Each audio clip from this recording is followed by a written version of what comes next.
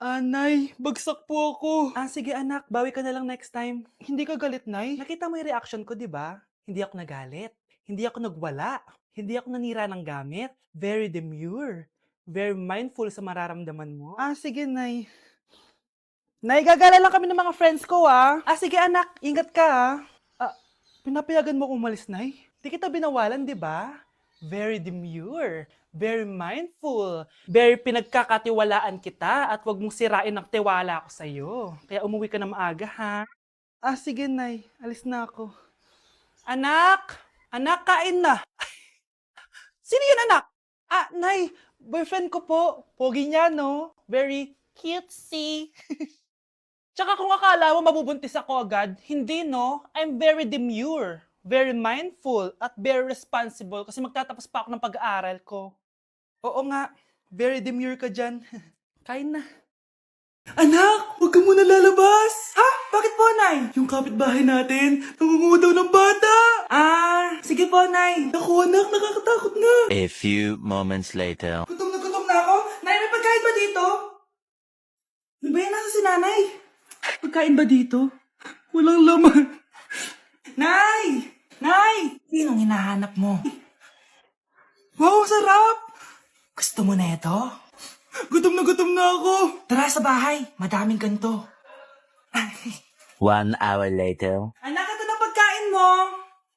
Anak! Anak! Asan na ba yun? Anak! Anak! Anak! Anak! Nasaan na yung anak ko? Anak! Saan mo dinala anak ko? Nay, tulungan niyo ako, Nay! Anak! Huwag mo siya sasaktan! Sa isang kondisyon, Ano kailangan mo? bayaran mo muna sa akin yung utang mong 50K. 50K?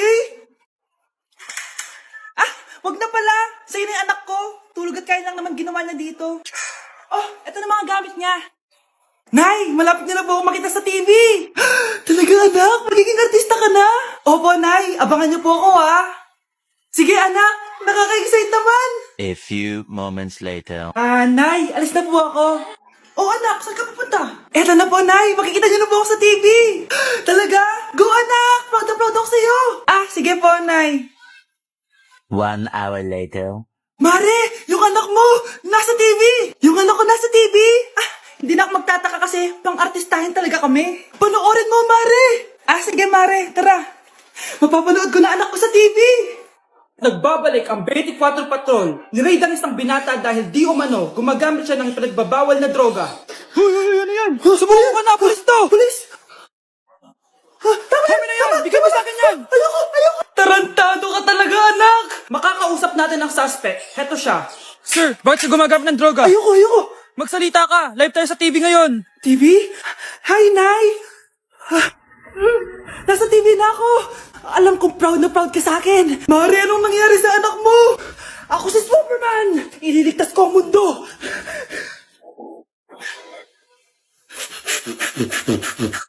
Ay, salamat, makakapagpahinga na ako. Hindi na makakatulog na ako. Ano naman yan? Be, nasan yung part mo sa research? Kailangan na natin yun. Kakauwi ko lang, tama? Tayo ay nasa bahay. So, ang mga schoolworks, yung mga research, iwan natin yan sa school. So, kapag kakauwi ko lang at gusto ko matulog, imbes na wag kang tumawag, anong ginawa mo? Nasaan yung research natin? Tapos mo na ba?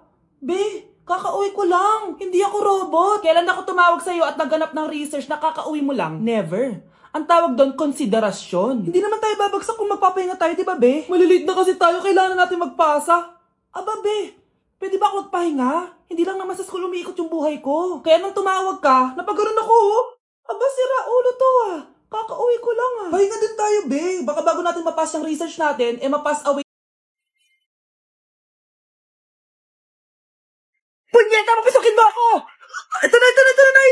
Bakit tayo mo ako papasukin, Punyeta ka? May ginagawa ka dito masama, no? Sino naman to? Ako po yung boyfriend mo to, no? Umamin ka na! Hindi ko boyfriend yan, Nay! Bakla yan! Napagkamalan pa ako straight, ew! Mudra Kels mo? Oo, mama ko. Akala ko Lola May. Sorry, tita, kung nagulat kita. O siya na, Gora Belt na a kiss. O, diba, Nay, sabi ko sa'yo bakla. Guys, naiiyak ako ngayon. Sobrang lala na nangyari sa akin. Imagine, 8 a.m. yung flight namin mamaya ni Honey Bunch. Nandito pa kami sa Korea. Tapos, ang nangyari, oh my gosh, grabe. Sobrang nakaka-stress. Bumili kasi kami dito sa cosmetic shop na tier-tier. Tapos, edi may mga tax refund siya. Edi binigay ko yung mga passport namin, ganyan. Yung kay Honey Bunch na balik. Tapos ako, ang tanga ko kasi na-distract ako kay ate kasi marunong siya mag-Pilipino. Siyempre na-entertain ako ganyan. So anong nangyari, inaya na ako umalis ni Honey Bunch. Hindi ko man lang napansin na hindi ko nakuha yung passport. Sobrang tanga. Kumain pa kami, naglibot-libot pa kami. Like hindi ko man napansin. Pauwi na kami papuntang hotel. 600 pesos yung booking. 10 minutes lang kami nakasakay, tapos chinek ko yung bag ko. Sabi ko, bakit walang passport dito? Wala yung passport ko.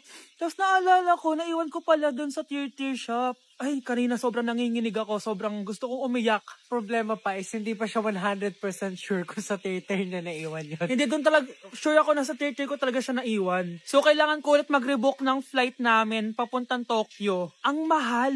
Grabe, kasi bukas na agad. Ang worst case scenario pa dito, baka na-misplace nila or nabigay nila sa ibang customer. Shit.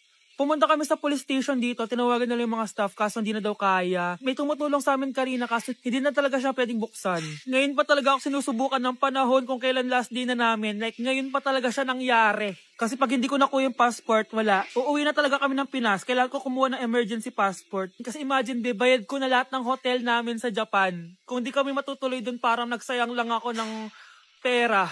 Guys, update ko kayo mamaya kung makukuha ko yung passport ko or kung Honey, happy birthday. A day in my life ano ba special sa akin? Guri-guring guri, kura-guring hara. Game 1. Bawal ang malapit na ma-dropout sa school. Di ako yun So for today's agenda, may pupuntahan tayo. So secret muna. Pero sasabihin ko, ano ba talaga? Bala ko kasi mag-business. Wow, business! OA. So hindi ko muna sasabihin kung anong business yon. Mind your own business muna. So guys, dahil anniversary na namin ni Honey Bunch bukas, bibilang ko siya ng flower and cake. So nandito na tayo sa flower shop ngayon. Ayan na guys, so nakabili na tayo. So pinili ko pink roses and ganito yung design niya. 12 pieces to guys kasi in each month, mahal ko siya. So 12 months, gets nyo ba? Wala. Happy anniversary, Honey Bunch. I love you so much. Sana magkaanak na tayo. So, bibili ako ng cake para kay Honey Bunch. 2 cake yung binili ko. Tapos, ito yung papadedicate ko. Ate, pwede ba to? Guys, yung mukha ni ate, parang gusto niya sabihin sa akin na, sana sinend mo na lang yan sa messenger. Seryoso ako. Gusto ko talagang padedicate yan sa cake. Sa mga nagtatanong kung kapatid ko ba to, hindi ko po yan kapatid. O sige na, mag-promote ka na. Shoutout po sa akin. O, diba? May bayad yung promotion dito. Akala mo libre lang yun. Sige na, ipapromote na kita. Ilalagay ko na lang sa bicep mo yung TikTok mo. Ayan. So guys, nandito na tayo sa labas ng bahay. Bigay na natin to kay Honey Bunch. Happy anniversary! May cake ka. Honey, happy birthday! So, anong wish mo para sa ating dalawa? So, yun lang naman. Sige na. Nasaan na ba yung mga anak ko? Mga anak! Gising na kayo! Kuya, gising! Gising ka na, kuya! Ayaw mo gumising, ha? Gising! Kyle! Anong ginawa mo? Munda ka sa akin! Good morning, babe! Kamusta tulog mo? Eto, napanaginipan ko si Nicole. Sino si Nicole? Kapit mo yan, no? Aso namin yun, baliw. Kala ko may iba ka na eh. I love you, babe. Ano ba yan, ate? Ang aga-aga. Jowa inaatupag mo. Huwag ka nga epal. Ikaw nga puro aral eh. Humanap ka nga ng jowa mo. Kesa naman sa'yo, puro lande. Kaya puro kabagsak. Ang tagal bumaba ng mga ina. Sabing bumaba na kayo eh. Sabing bumaba na kayo. Manda kayo sa akin. Sabing bumaba na para kumain eh. Ilalak ko tong pinto. Huwag na kayong bababa. Lagot kayo. Yan, ang babagal nyo kasi. Kakausapin ko na lang yung baby ko. Pati pa kasi kayo bumaba. Gutom na ako. Bahala kayo dyan, ang iingay nyo. Ay, nakaka-stress. Magti-tiktok na lang ako.